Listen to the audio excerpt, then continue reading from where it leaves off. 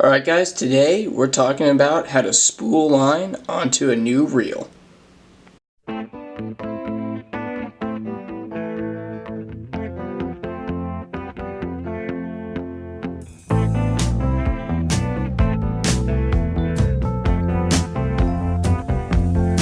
So guys, putting line on a new reel is quite easy. All you need is a pen or pencil and your fishing pole. Okay, so you're just going to put your reel on your fishing pole, throw the line through the fishing pole, put it through the eye into the reel, and then you're going to get your spool ready by just poking a hole through it and having it there so it free spools as you reel it in and put it onto your reel. That's pretty much it.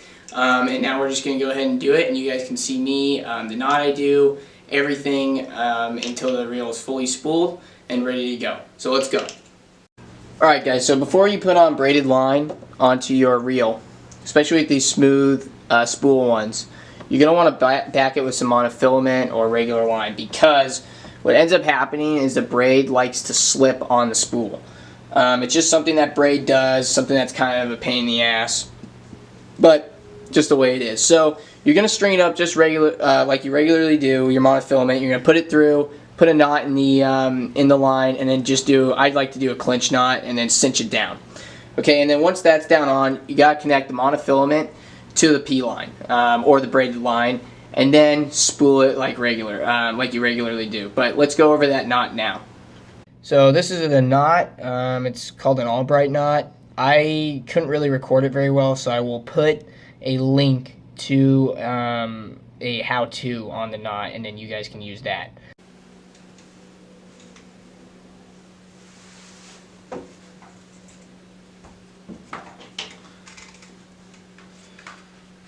Alright guys, so now it's time to start spooling, and as you can see, I literally have it in my toes. That's pretty much just the way you do it, and you just get going and you get line on the reel.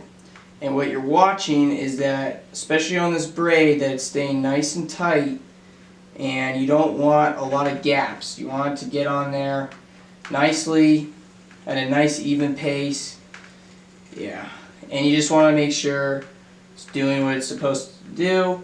The guide is, or the eye is guiding it correctly, and that there's no issues. You don't want anything too much line in one area of the reel. You want it all evenly spaced.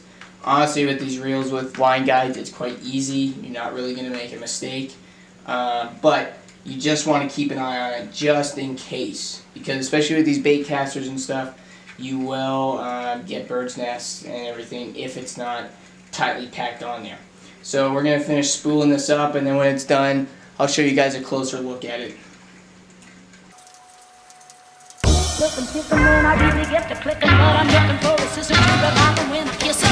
If you want some, never, just let me know.